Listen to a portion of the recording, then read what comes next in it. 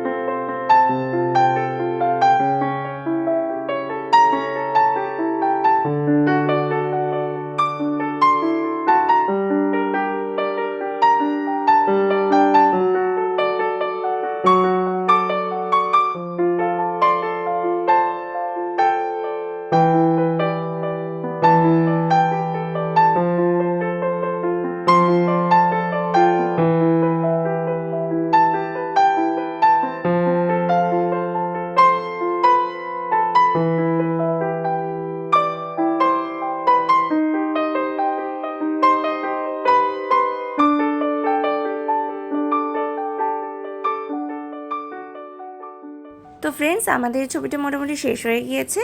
আর তোমাদের এই ছবিটা যদি ভালো লেগে থাকে তাহলে লাইক, শেয়ার, সাবস্ক্রাইব করতে অবশ্যই ভুলো না।